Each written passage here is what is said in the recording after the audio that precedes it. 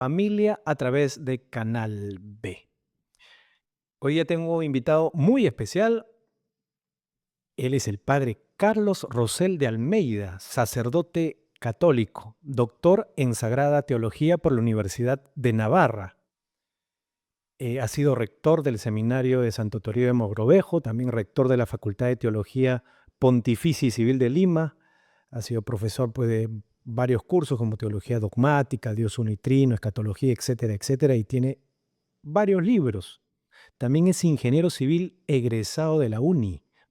Bienvenido, padre Carlos. Gracias por la invitación y con mucha alegría estoy aquí para responder tus preguntas. Padre, quisiera empezar preguntándole, ¿cuántos años de sacerdote?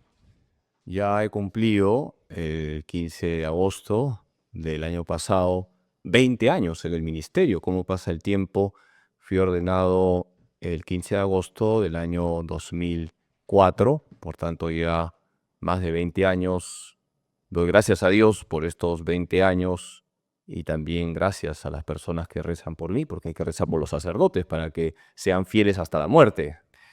Padre, usted recuerda, digamos, o tiene fresca esa, digamos, ese migrar de ser ingeniero civil de la UNI, palabras mayores, La uni es la uni, la UNI decimos es la los UNI, egresados de la uni, la UNI es la UNI, con santo orgullo. y a ser un sacerdote católico. Mira, te respondo con una frase de San Juan Pablo II. Cuando San Juan Pablo II hablaba de su vocación, decía don y misterio. Es un don porque yo soy sacerdote, porque el Señor me llamó, no por ser más inteligente que no lo soy, no por ser más guapo que los demás que no lo soy, sino porque el Señor me llamó y punto. De hecho, en el Evangelio se dice que Jesús llamó a los que quiso. Es un don ser sacerdote, una gracia, pero también es un misterio porque uno se queda corto, uno quisiera explicar con palabras, pero siempre nos quedamos cortos cuando hablamos de la vocación. Yo sentí el llamado en lo más profundo de mi corazón. Yo ya trabajaba como ingeniero, fui al seminario, toqué el timbre y aquí me tienes. Y no te puedo decir que se me apareció un ángel y me dijo, salve Carlos, entra al seminario. No, don y misterio. Yo respondí, sí, pero primero es el Señor quien me llamó y aquí me tienes, muy contento, lleno de alegría por ser sacerdote de Cristo. Y con un trabajo muy fructífero, porque justamente yo quería dejar eh, esta lectura de los libros que usted ha editado, ¿no? La Santísima Virgen María y el Purgatorio, un ratito con Dios, un ratito con Jesús, un ratito con el Espíritu Santo, también llegó a ser un ratito con San José, María de Satanudos, las obras de misericordia y por la Comisión Episcopal de Liturgia del Perú, seguir a Cristo, moral fundamental. Y desde el 2016 ya no está escribiendo nada, ya estaba mirando, vivir con Dios, los 10 mandamientos. Y quiero preguntarle, eh, ¿existe un conflicto entre, digamos, el mundo en el que vivimos, en el que nos desarrollamos, y la religión? ¿Debería de existir? Buena pregunta, pero antes te aclaro, no aclaro, con cariño te digo que faltan todavía unos libros, no lo digo por mi vanidad. El último libro que he escrito hace unos meses es Ah, ok. Ni un ratito con el diablo. Ni un ratito con el Sí, diablo, ha que sido un bestseller, modestia aparte, y ya se agotó la primera edición, está en la segunda. Ni un ratito con el diablo. Y me da risa porque algunas personas me dicen, me buscan, padre, ¿puedo comprar su libro? Bueno, yo no vendo, ¿no? Lo vende Paulinas, estoy haciendo propaganda a Paulinas. sí, sí, está bien. Pero me dicen, quiero comprar su último libro. ¿Cuál es? Un momentito con Satanás. No, yo no he escrito eso, le digo, yo he escrito ni un ratito con el diablo, ¿no? Te digo esto porque he seguido escribiendo libros, pero Ah, ok. como siempre me gusta decir, soy un siervo inútil. O sea, todo lo que tú has mencionado no me va a llevar al cielo. O sea, yo no me voy a ir al cielo por escribir libros o por ser doctor en teología o por ser ingeniero civil, sino si soy fiel a Cristo. Y para responder tu pregunta, mira, la relación iglesia y mundo tiene que darse de forma correcta, porque nosotros estamos en el mundo, pero no debemos ser del mundo, es decir, no debemos ser mundanos. Esa es la clave para entender la relación iglesia y mundo. Estamos en el mundo y tenemos que evangelizar el mundo y tenemos que preocuparnos por plasmar en el mundo los valores del reino, la justicia, la paz, la verdad, la caridad. Hay que contribuir con el Señor en hacer un mundo mejor. La iglesia no vive en la estratosfera, no. Hay que tener los pies en la tierra, pero también el corazón en el cielo. No podemos ser mundanos, es decir, no podemos estar aferrados a las cosas del mundo y no podemos aceptar tampoco las ideologías que aparecen en el mundo. Ya, pero un católico común y corriente, digamos, sale a un mundo descristianizado, es decir, a una mayoría que lo absorbe en costumbres, hábitos, etcétera, en modo de vivir. Digo, el mundo. Entonces sale, puede estar yendo a misa, va a los grupos, etcétera. Es decir, tiene el corazón ardiente, pero vive en otra realidad, porque la realidad que vivimos actualmente es muy difícil de lidiar con ella, me refiero. ¿Cómo podría ser, o sea, cómo puede hacer un cristiano católico para poder enfrentarse, digamos, en su trabajo, en su vecindario? ¿Solamente alcanza con ese ardor que tal vez renueva los domingos con los sacramentos o tiene que saber un poquito más? Porque debe Muy ser buena difícil. pregunta. Mira, has tocado un tema muy interesante porque se tiene que unir muchas dimensiones en nuestra vida cristiana para evangelizar el ambiente donde estamos. La primera dimensión es la dimensión espiritual, tú lo has señalado. No podemos evangelizar una sociedad que se está descristianizando si no rezamos, si no frecuentamos los sacramentos, si no meditamos la palabra de Dios, si no tenemos devoción a la Virgen, etcétera, etcétera. Hay que cuidar la dimensión espiritual. Esto es muy importante. Cuidemos, por ejemplo, la misa dominical, que es lo mínimo que se le pide a un católico. La misa dominical, cuidemos la confesión, etcétera, etcétera. Pero también está la dimensión doctrinal, porque católico ignorante, seguro protestante. ¿Cuántas personas aceptan las ideologías por ignorancia? Hay mucha ignorancia religiosa. Tenemos que conocer la doctrina. No estoy diciendo que hay que ser un doctor en teología, un doctor en Biblia, no. Hay que conocer lo básico de nuestra fe. Por ejemplo, para los laicos, hay que conocer la doctrina social de la Iglesia, que es tarea pendiente. Qué importante es la formación, qué importante es la dimensión doctrinal. Pero no basta la dimensión espiritual, no basta la dimensión doctrinal, también está la dimensión apostólica, es decir, tengo que hablar de Jesús a los demás, tengo que comunicar con gozo el Evangelio, no me puedo quedar callado, tengo que saber llevar la sal del Evangelio ahí donde estoy. Y viene una cuarta dimensión, la dimensión vivencial. ¿Cómo predicamos? Ciertamente hablando, pero sobre todo con nuestra propia vida. Qué importante es esto, Daniel. Tenemos que dar testimonio de Cristo, reflejar a Cristo, imitar a Cristo. Se unen estas dimensiones, la dimensión espiritual, la dimensión doctrinal, la dimensión apostólica, la dimensión vivencial, y entonces podemos decir que estamos evangelizando con eficacia. Sabiendo que el Señor es el que decide los resultados, a nosotros nos corresponde poner nuestro máximo esfuerzo, como decimos en el lenguaje deportivo, sudar la camiseta. Cuerpo, mente, espíritu, ¿no? Un ser integral, el ser humano. Sí. Pero muchos, digamos, muchos humanos no saben de esa dimensión espiritual, es decir, alimentan tal vez su cuerpo, ¿no? Desayunan, almuerzan, comen, pero no, o cenan, mejor dicho, pero no alimentan su espíritu. Es decir, no hablemos solo de la Iglesia Católica, hablemos del mundo. ¿Cómo hacer entender al mundo que hay una dimensión espiritual que hay que alimentar, que sí existe, así no la veamos? Eso es algo muy complejo. Pero ¿cómo podemos hacer? Solamente con lo que explicaba usted, es decir, ser testimonio y decir, a ver, oye, ellos conocemos en el barrio que van a la misa y participan de un grupo y son católicos y son felices. Yo quiero ser como ellos. Solamente así vamos a impactar, digamos, al gran mundo o podemos, o hay algunas herramientas, algunas formas para ayudar a que el mundo sepa y, digamos, acepte que hay una dimensión que tiene que ser cuidada, porque si no, no hay manera. Tú has mencionado algo muy importante. Lo primero es el testimonio, y esto quiero dejarlo en claro. Hay que dar testimonio de Cristo. Las palabras suenan, los ejemplos truenan. Es una frase contundente. Decía San Francisco de Asís, para muchos la única Biblia que van a leer es tu vida. Tenemos que reflejar las exigencias que trae la palabra de Dios. Pero también hay que hablar. No podemos evangelizar si no hay cercanía, tenemos que buscar la cercanía con los demás. Y hay un punto a favor de la evangelización. Ese punto a favor radica en que todo ser humano quiere ser feliz. San Agustín va a decir de una manera genial, nos hiciste, Señor, para ti, y nuestro corazón está inquieto hasta que descanse en ti. Todo ser humano quiere ser feliz.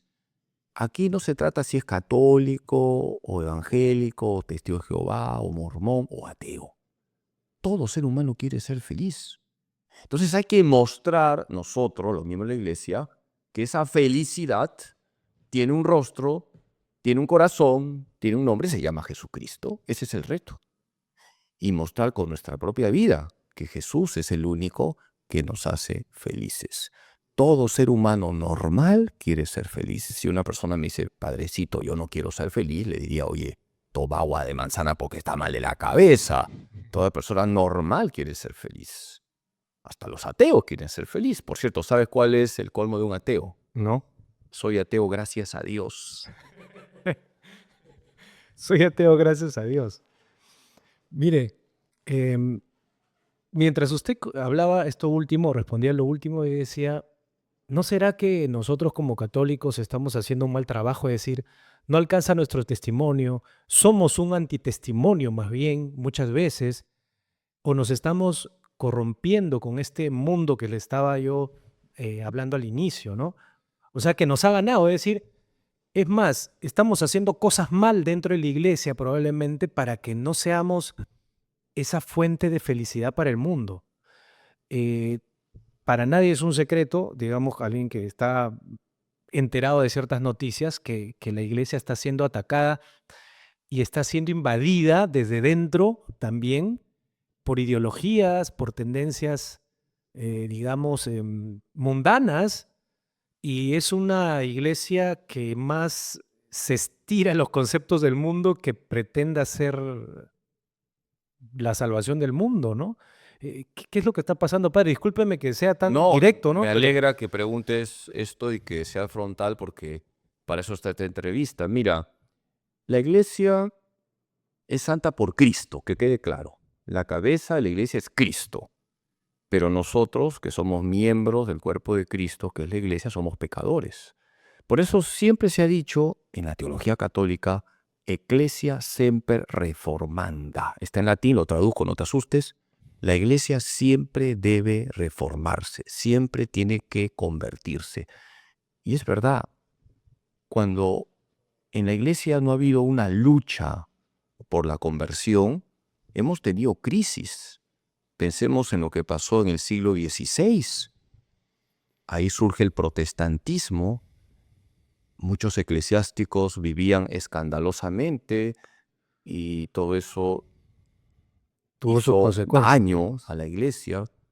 Pero la respuesta vino de los santos. Fíjate, en el siglo XVI, que es donde surge el protestantismo, Lutero, Calvino, Enrique VIII, Zwinglio, etc., surgen San Ignacio de Loyola, Santa Teresa de Jesús, San Juan de la Cruz, San Cayetano, San Felipe Neri, y podría seguir. Entonces, la respuesta a la crisis que vive la iglesia en una época determinada es la santidad. Tenemos que esforzarnos por imitar a Cristo. Y es verdad, ahora la iglesia está pasando por una profunda crisis. Tú lo has dicho, no solamente por los ataques de afuera, pienso en la Agenda 2030, que por cierto, hay que decirlo con claridad, es antievangélica, sino lo peor dentro de la iglesia. Pienso en el progresismo, en esa corriente que se ha metido dentro de la iglesia y que promueve una iglesia mundana, una iglesia que se acomode al mundo, Una iglesia donde ya el criterio no es la palabra de Dios, sino lo que dice la mayoría. Y eso es nefasto. Porque el criterio siempre de nuestro comportamiento tiene que ser la palabra de Dios, el Evangelio, no lo que dice la mayoría. La verdad no necesariamente es democrática, pues. La La verdad verdad de Cristo. no es nunca una cuestión de mayorías. Pensemos en lo que pasó con nuestro Señor Jesucristo. Pilato pregunta, ¿a quién quieren ustedes que suelte? ¿A Jesús o a Barrabás? ¿Qué dijo la mayoría? Barrabás. Entonces la mayoría no es el criterio. Y esta línea progresista que se ha metido dentro de la iglesia ahora habla pues mucho de encuestas, hacen análisis sociológico, vamos a consultar a la gente. Yo no estoy en contra de que se consulte, yo no estoy en contra de que se hagan encuestas, pero ¿qué dice la palabra de Dios? Eso es lo primero que deberíamos nosotros preguntarnos y contestarnos, porque ya la iglesia tiene una doctrina y esa doctrina no va a cambiar. Y el progresismo lo que quiere es cambiar la fe de siempre, la doctrina de siempre, la moral de siempre. La moral cristiana ha sido uno de los fundamentos de Occidente desde hace muchos siglos. Em, ¿Cómo podríamos hacer? Digo, si hacemos un análisis, voy a aprovechar, voy a hablar con, digamos, con el ciudadano, con el ciudadano Carlos Rosell. Dejamos un ratito al padre ahí. Y, y yo le digo, ¿cómo podríamos hacer para que un país, bueno, hablemos un continente, un mundo que ya descristianizado, que no quiere saber nada, y quiero eh, ponerme en contexto, cuando veía, hubo un presidente que juramentó y juramentaba a sus ministros y sacaban a la cruz. Entonces, yo como ciudadano me sentía avergonzado. Digo, porque por una, no sé, no quiero que piensen de que, no, como él es católico, por eso pensaba que sacar la cruz era algo malo. Pero en sí, como ciudadano, sabía, es como una intuición de que sacando la moral cristiana eh, nos iba a ir mal. Es decir, que es peligroso, ¿no? Es peligroso. Discúlpeme que hable de política, pero creo que usted no tampoco no es que se va a poder desdoblar, siempre va a ser sacerdote. Sí, pero te digo que la iglesia no hace política, pero sí, desde la palabra de Dios, desde la fe, ilumina la política. Y esto es importante decirlo y agradezco tu pregunta, tu intervención. La política no es una cuestión neutra. O sea, es incorrecto decir yo no me voy a preocupar de la vida política de mi país.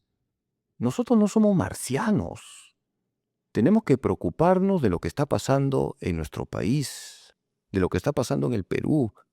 Tenemos que preocuparnos de que la lacra de la corrupción llega a todos los niveles. Tenemos que preocuparnos de la delincuencia, de la trata de mujeres, de los abusos sexuales, de la prostitución infantil, etcétera, etcétera. Todo lo que pasa en el país nos tiene que preocupar, porque tenemos que cristianizar una sociedad donde se han perdido los valores. Y para responder un poquito a lo que estás diciendo, a un político no se le pide en realidad que sea obligatoriamente católico, pero sí se le pide honestidad, se le pide autoridad moral, coherencia, también capacidad técnica. Y entonces aquí llegamos a un punto que Benedicto XVI lo señaló de forma magistral y que viene a ser el respeto a la persona humana. Es decir, se le tiene que pedir a todo político que respete los bienes que son innegociables. Hay unos bienes que son innegociables. Y aquí no es una cuestión de si soy católico o no soy católico. ¿Cuáles son los bienes innegociables? La vida humana, que es sagrada desde el primer instante de su concepción.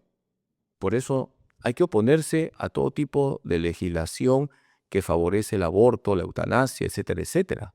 Segundo bien innegociable, que es el matrimonio y la familia. El matrimonio es entre varón y mujer. Y la familia es la célula básica de la sociedad. Atacar el matrimonio, que es entre varón y mujer, es atacar la familia, es atacar la sociedad. Y hoy vemos con pavor cómo se está difundiendo la ideología de género, la agenda LGTBQ y todo este tipo de aberraciones sexuales. Y por si acaso, yo no soy homofóbico.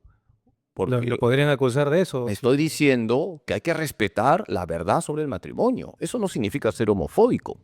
Quiero aclararlo, porque ahora parece que está prohibido tocar estos temas, porque te pueden hasta meter a la cárcel, pero hay que decir la verdad. En tercer lugar, tenemos un bien innegociable que es el derecho de los padres por educar a sus hijos según sus convicciones religiosas y morales.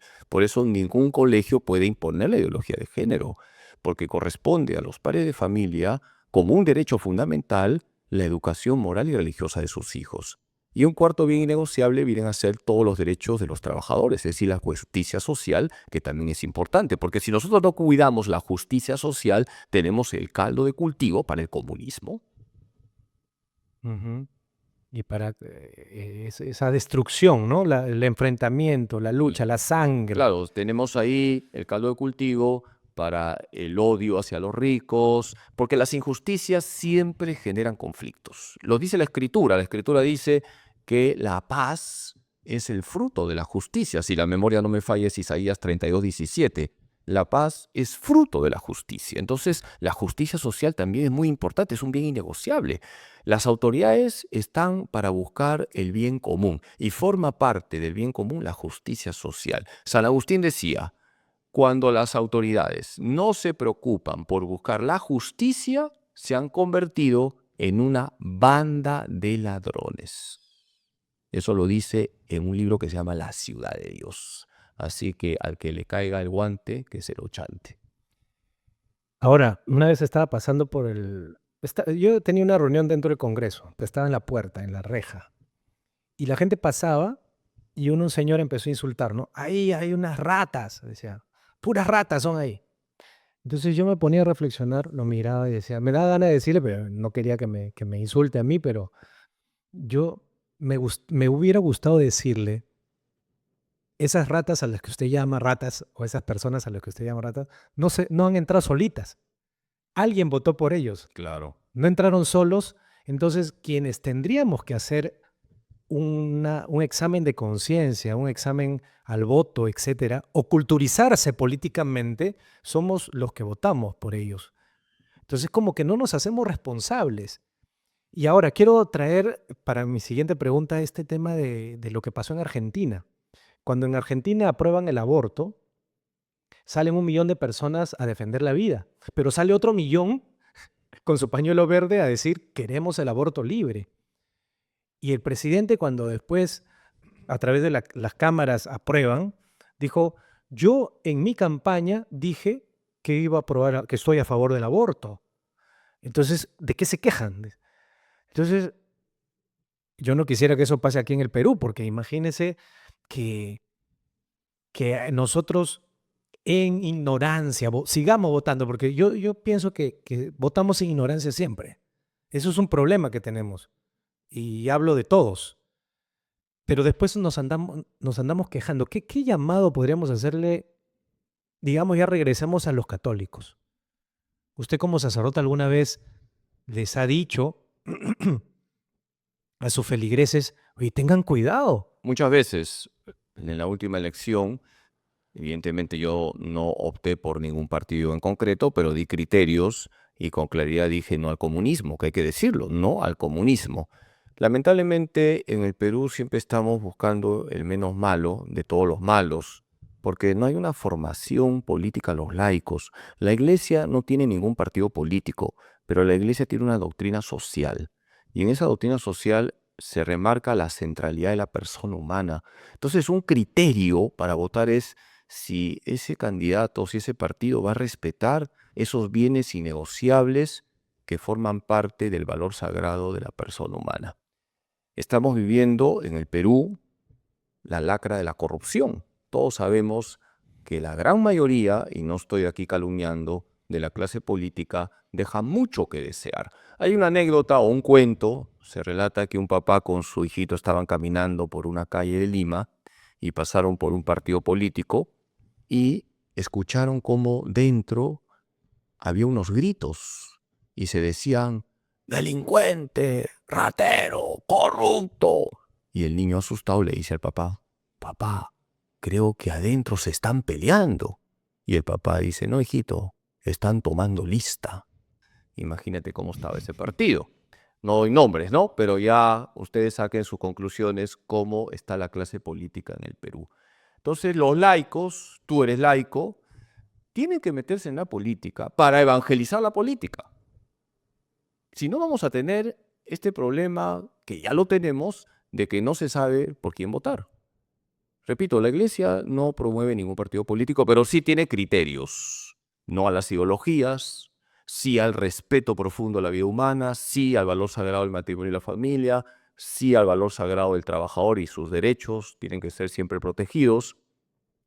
Pero los laicos, con libertad, con su legítima libertad, pueden participar y deben participar en los diferentes partidos políticos sabiendo que es una forma de vivir la caridad social, dice el Papa Francisco en el documento Fratelli Tutti. Es decir, hacer buena política es vivir la caridad, es caridad social, porque vas a hacer el bien a tu país.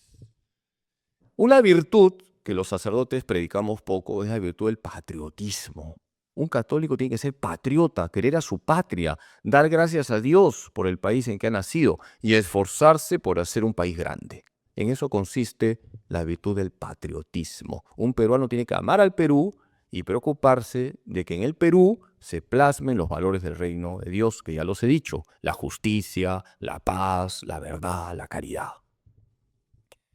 ¿Cómo hacemos con esas personas que dicen al César lo que es del César, a Dios lo que es de Dios, no te metas en política porque la política es sucia, el sistema ya está corrupto o está tan corrompido que quien se meta, así sea una persona, digamos, íntegra, se va a contaminar? Entonces nadie se meta, todos sigamos rezando.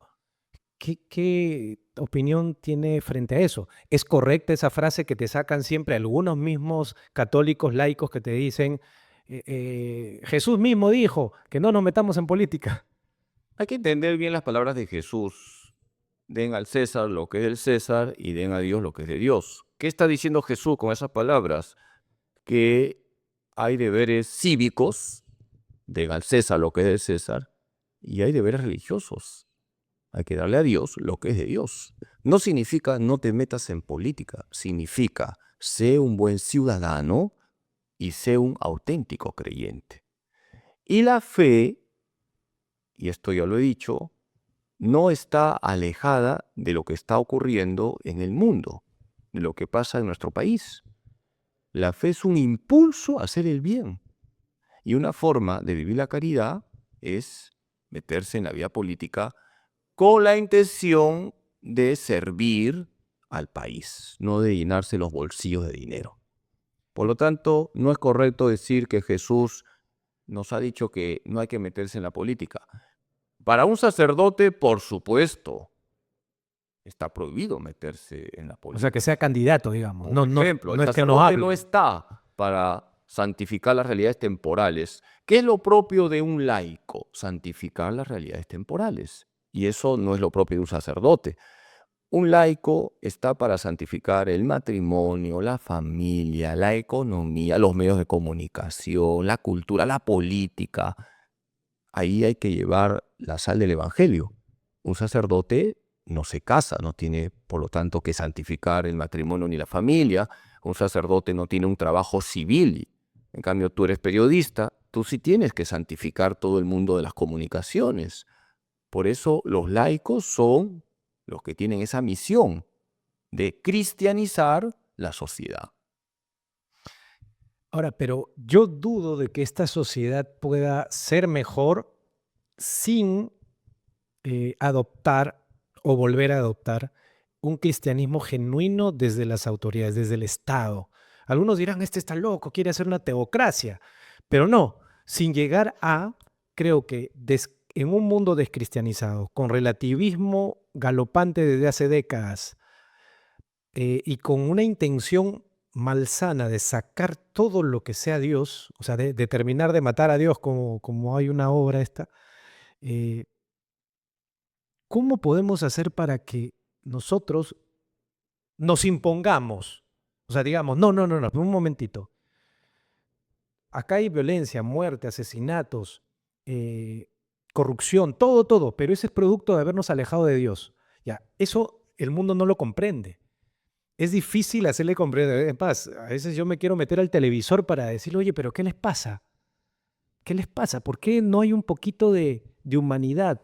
¿O por qué hay gente que dice, yo, el aborto, el aborto, el aborto? Y no piensan en la dignidad. Entonces digo, ¿dónde estamos? ¿O estamos todos escondidos? ¿O porque los medios de comunicación masivo están, digamos, tomados? ¿Qué es lo que está pasando? ¿Por qué estamos como estamos? No sé si alguna vez se ha puesto a pensar en eso y Sí, y lo que dices es correcto. Cuando desplazamos a Dios del primer lugar de nuestra vida, del primer lugar de la sociedad, todo se desordena. Lo que has dicho es correcto. Cada vez que colocamos a Dios en el sótano, todo se viene abajo. Tenemos el caos moral que estamos viviendo. En cambio, cuando Dios está en el primer lugar, todo lo demás está en su lugar. Has tocado el tema del relativismo. El relativismo es un atentado contra Dios porque Dios es la verdad. ¿Qué es lo que sostiene el relativismo? Que cada uno tiene su verdad y que cada uno haga con su vida lo que le da la gana. El resultado de esa postura es el caos moral que estamos viviendo, porque si mi verdad es que está bien asesinar a un niño, lo voy a asesinar. Total, es mi verdad, no será tu verdad, pero no te metas conmigo. Mira, hay una anécdota que yo cuento mucho. Un sacerdote tomó un taxi y el taxista le dice al sacerdote: padre, ¿por qué la iglesia tiene que condenar el aborto, la eutanasia, la relación entre homosexuales? Cada uno tiene su verdad y que cada uno haga con su vida lo que le da la gana. ¿Qué se mete la iglesia? Y así constantemente este taxista en todo el trayecto le decía al sacerdote: ¿qué se tiene que meter la iglesia? Cada uno tiene su verdad, que cada uno haga con su vida lo que le da la gana. Llegaron al sitio establecido. El sacerdote se bajó del taxi y no pagó el taxi. Se fue. El taxista salió disparado, enojado. Alcanzó al sacerdote y dice: padrecito, no me ha pagado, ¿ah? Tiene que pagarme. Y el sacerdote, tranquilo, le dice: mira, hijo, todo el camino me has dicho que cada uno tiene su verdad y que cada uno haga con su vida lo que le da la gana. Pues mi verdad es que es bueno no pagar los taxis, así que te bendigo y vete en paz. Conclusión: caos moral. Es lo que estamos viviendo, el caos moral. Y este progresismo galopante promueve eso, también dentro de la iglesia.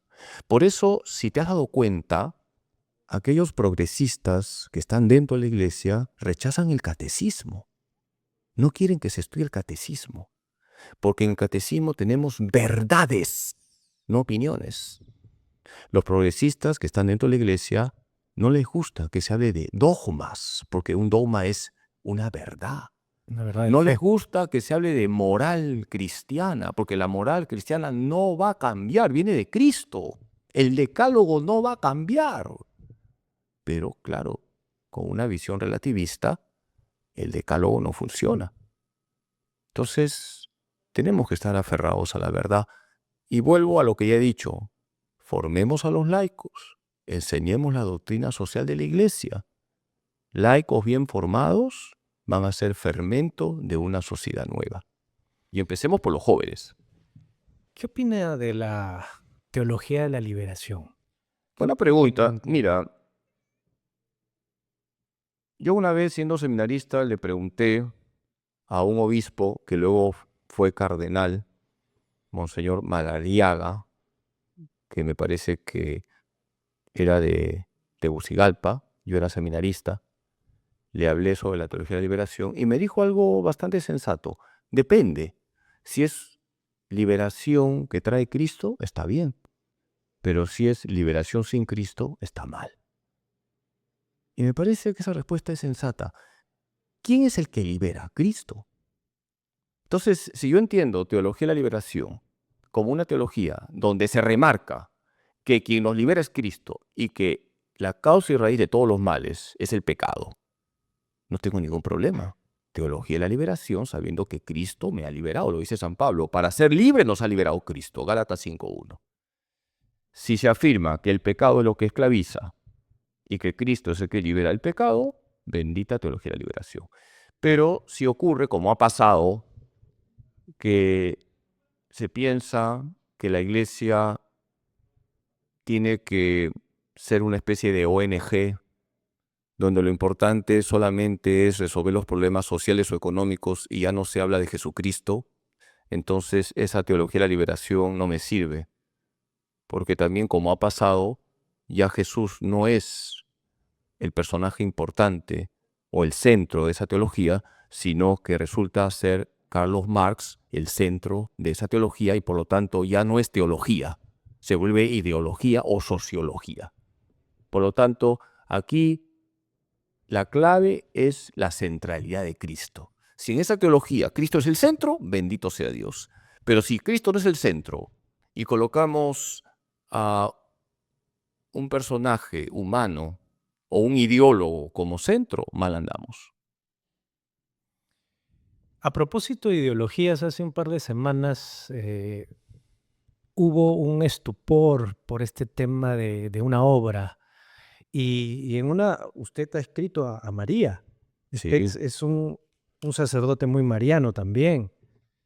Eh, Vi que se pronunció también sí, acerca claro. de eso Y creo que todo sacerdote y todo católico tiene que pronunciarse e indignarse porque los católicos tenemos dos mamás. La Virgen, Madre de Jesús, por lo tanto Madre de Dios, Madre de la Iglesia, Madre nuestra, y la mamá que nos ha traído al mundo, a quien tenemos que querer mucho. Los católicos tenemos dos mamás y a las dos mamás se les defiende. A nadie le gusta que le menten la madre. O sea, si alguien te menta la madre, pues tú respondes. No estoy diciendo que le metas un cabezazo. A veces sí, ¿no? A veces uno se exalta. Pero si se toca a la Virgen, todos tenemos que indignarnos y defender a nuestra madre. Y por eso no debe haber lugar para cobardías de ningún tipo. Y sería triste que por usar un lenguaje políticamente correcto no defendamos a nuestra Madre Santísima. o sea, no hay exageración en esto, de que De ninguna no, pero ¿por manera. qué si es una puesta en escena, es Lo que un pasa afiche, es que es un título? los valores religiosos son sagrados. Yo no puedo burlarme, por ejemplo, ni de Mahoma, ni de Alá, ni de una persona musulmana. Tengo que respetar. Puede ser que yo discrepe de su fe, pero el respeto es muy importante. Yo no puedo burlarme ni de Buda, ni de Mahoma, ni de ningún personaje de otras religiones. Tengo que respetar. Y lo mismo pedimos nosotros los católicos hacia quien es nuestra madre. Por lo tanto, la respuesta a lo que ocurrió en la católica, que por cierto Eso es lo da más, la impresión que no eso es tiene lo más nada de raro, católica, eso es lo más y es lo raro. más absurdo, es la indignación, el rechazo total a ese acto que es sacrílego, blasfemo, y donde es una total falta de respeto hacia la fe católica. El amor a la Virgen forma parte de nuestro DNI de católicos. El católico siempre ama a la Virgen. Y fíjate cómo el pueblo de Dios ha acuñado frases tan bonitas para hablar de la Virgen: auxiliadora, amparo, socorro, protectora. Por supuesto, la palabra madre es la más bonita, pero el pueblo de Dios siempre ha defendido a la Virgen María y lo seguirá haciendo. Entonces, ya que has tocado ese tema, por un lado, rechazar totalmente ese tipo de obras, ese tipo de imágenes que son sacrílegas. Y por otro lado, también la misma obra que me parece que dice que la van a reprogramar, no creo que tenga valores porque por lo que he visto en un informe que pude apreciar a través de internet, es una apología también a las relaciones homosexuales, lo cual evidentemente para un católico no es nunca un valor. Y con eso no soy homofóbico, lo vuelvo a decir por segunda vez. Hay que respetar a la persona homosexual, es persona, y esto que quede claro, y lo dice el catecismo: la persona homosexual merece respeto, nadie puede maltratarla, insultarla, aplastarla. Pero por otro lado hay que decir con claridad que ese tipo de relaciones son contrarias a la ley de Dios, son antinaturales, son inmorales, es pecado. Y si a una persona heterosexual se le pide la castidad, lo mismo a una persona homosexual. Y eso, repito, no significa que soy homofóbico. Pero hay algunos homosexuales que dicen que nacieron así. y algunos otros dicen que están en el cuerpo equivocado, que Dios se equivocó. Y, y dicen, entonces, como yo soy así, entonces quiero casarme también porque es un derecho. Y todo este curso, digamos, ¿no? ¿Qué le respondemos? Bueno, en primer lugar, el tema de la homosexualidad es un tema complejo y repito, a la persona homosexual se le tiene que respetar, tiene una dignidad, es imagen y semejanza de Dios, ha costado la sangre de Cristo, por lo tanto, dejo en claro el respeto hacia una persona homosexual. Pero por otro lado, la ideología de género promueve la rebelión contra Dios, porque Dios nos ha creado o como varones o como mujeres. Entonces, decir que yo voy a crear mi género en contra de mi sexualidad es jugar a ser Dios. O tenemos cromosomas XY y somos varones, o tenemos cromosomas XX y somos mujeres. Punto. Eso viene de la creación. La ideología de género es una rebelión contra Dios creador, una rebelión con una cuota diabólica, porque ¿quién es el primer rebelde contra Dios? El diablo. Entonces, no dejemos que esta ideología, que esta rebelión contra Dios siga extendiéndose. Respetemos el plan de Dios, plan sabio y santo. Respetemos también a cada persona. No somos homofóbicos, hay que respetar a cada persona, pero también digamos la verdad. El matrimonio es entre varón y mujer. Y otro tipo de relaciones no son matrimonio. Ahora, hasta el momento no hay ningún estudio que pruebe esto que algunos aseveran, ¿ah? O sea, nadie, Claro, o sea, todos nacemos hombres o mujeres. claro, No hay eso es algo objetivo. eso es así Lo de que es simple. objetivo es lo que estoy diciendo. O tienes cromosomas Ujú. XY y entonces vas al urólogo, o tienes cromosomas XX y entonces vas al ginecólogo. Punto. Eso es del plano de la creación querido por Dios. Luego el tema de las inclinaciones sexuales, los impulsos sexuales, la inclinación homosexual, etcétera, y es un tema más complejo, pero también es bueno decirlo, y no es políticamente correcto decirlo hoy, que hay personas homosexuales que con la debida ayuda espiritual, psicológica, con el debido acompañamiento, pueden reorientar su afectividad e incluso pueden superar este desorden afectivo que tienen. Pero hoy parece que eso está recontra prohibido en unos lugares, incluso te pueden meter a la cárcel, ¿no? Entonces, es bueno remarcar esto, que con un debido acompañamiento, con una espiritualidad sólida, por supuesto siempre con mucha caridad, se puede ayudar a una persona homosexual a vivir correctamente su sexualidad, es decir, a vivir la castidad, que es para todos. Bueno, estamos entrando a la parte más triste del programa, el tramo final. Yo quisiera preguntarle, ¿usted cree, así, digamos, a ojo de buen cubero, que en el Perú esa descristianización de la cual estábamos hablando, y por ejemplo Europa, ¿no? Ya está casi descristianizada, que el Perú sea ese bastión católico en América Latina o es simplemente es una falsa idea porque los templos en algunos horarios las misas se llenan. Entonces uno puede decir, ah, no, todavía el Perú es un pueblo católico. O sale la procesión, ¿no? Del Señor de los Milagros en octubre, entonces, ah, miles de católicos. ¿Qué, qué sensación? Creo que ya me captó la pregunta. Sí, totalmente. Mira, por un lado, efectivamente, los templos están llenos los domingos, sí, pero sería bueno preguntarnos cuántos no van. Las parroquias, por ejemplo, pueden tener 300.000 personas. Hay 6 misas del domingo. Entran 500 en cada misa. Tenemos 300 en algunos 3.000. templos. 3.000 de 300.000. Me parece que el 10% de católicos en el Perú va a la misa dominical. Entonces, tampoco es para reventar cohetes. Pero hay que decir algo que sí es muy positivo. En líneas generales, en el Perú hay un respeto al sacerdote, mucho cariño al sacerdote. Hay mucho amor a la Virgen María, mucho amor a la Virgen, y esto es una fortaleza. Tenemos la religiosidad popular, que también es una fortaleza. Hay que evangelizar, sí, porque a veces pasa, no quiero generalizar, pero que luego de celebrar al santo patrón, se celebra a Santa Chela. Ya me entiendes, ¿no? Tenemos Ujú. las borracheras que hay que, pues, corregir, pero vamos a quedarnos con lo positivo, ¿no? Las procesiones jalan gente, las fiestas patronales, todo eso tiene que ser ocasión para evangelizar.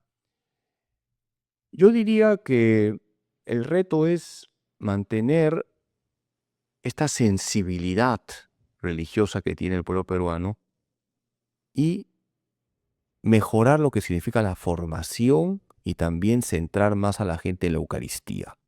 Y por eso me alegra que en muchas parroquias haya adoración perpetua. Y a eso hay que apuntar. Sería bonito que en todas las parroquias tuviésemos una capilla de adoración perpetua. A mí me da mucha alegría cuando, por ejemplo, en mi parroquia Santa María Nazaret veo que siempre hay gente delante del Santísimo, siempre. Abrimos a las 8 de la mañana, cerramos a las 10 de la noche, estamos apuntando para tener adoración perpetua, pero me causa mucha alegría que siempre hay gente, y veo gente joven, veo niños, y eso me llena de esperanza. Creo que ahí está el futuro, en la adoración eucarística. Eucaristía y María, porque también hay mucha gente que reza el rosario, y me alegra. Por ejemplo, los sábados a las 6:30 de la mañana rezamos el rosario en la parroquia, y la iglesia está casi llena. Entonces la Virgen María nos atrae para llevarnos a Jesús. O sea, usted no es de esos sacerdotes que dicen, no traigan a los niños, hacen mucha bulla. Están llorando ahí en la Al misa. contrario, yo felicito a los papás que traen a sus niños. Bendito sea Dios que hay niños en la iglesia. Está claro que hay que educarlos y con paciencia, enseñarles que no se juegue en la iglesia, etcétera. Pero son niños, bendito sea Dios, y felicito a los papás que lleven a sus hijos a la iglesia, que no dejen de llevarlos y que también pues les ayuden con mucha paciencia a vivir bien la misa. Cuando son muy pequeñitos es complicado, no son movidos, pero yo no me enojo cuando escucho ahí llorar a un niño o reírse a un niño. Bendito sea Dios, dejen que los niños vengan a mí, lo dijo Jesús. ¿Qué mensaje le daría a las parejas que están pasando alguna crisis matrimonial? Que busquen a Cristo. Cristo es el remedio de todo. Estamos viendo con dolor cómo hay una crisis en los matrimonios no duran nada, 1 año, 2 años, 3 años se rompen. Yo animo a las parejas que están pasando por crisis que busquen a Cristo, que se acerquen a los sacramentos, que en pareja recen, que vayan al Santísimo, también que busquen a un sacerdote para que les guíe, que mejoren el diálogo. Cuando en el matrimonio se pierde el diálogo, estamos hablando de un matrimonio que ya está en UCI, en unidad de cuidados intensivos. Hay que cuidar la oración, el diálogo, la comprensión, el perdón, cuidar los pequeños detalles de cada día, en fin. Hablar de espiritualidad matrimonial es como para 20 Para programas. 20 programas, ni 20 siquiera uno programas. más. Su bendición, padre, Bueno, por Daniel, te favor. doy las gracias por este programa y reza por mí, reza por los sacerdotes, para Cuenta que con eso. estemos al pie del cañón, para que con valentía anunciemos la palabra de Dios. Y voy a darles la bendición, que Dios Todopoderoso les bendiga en nombre del Padre y del Hijo y del Espíritu Santo. Bendiciones para todos. Ánimo en Jesús, José y María. Con nosotros será hasta la próxima semana, Dios mediante, aquí en Clave Familia.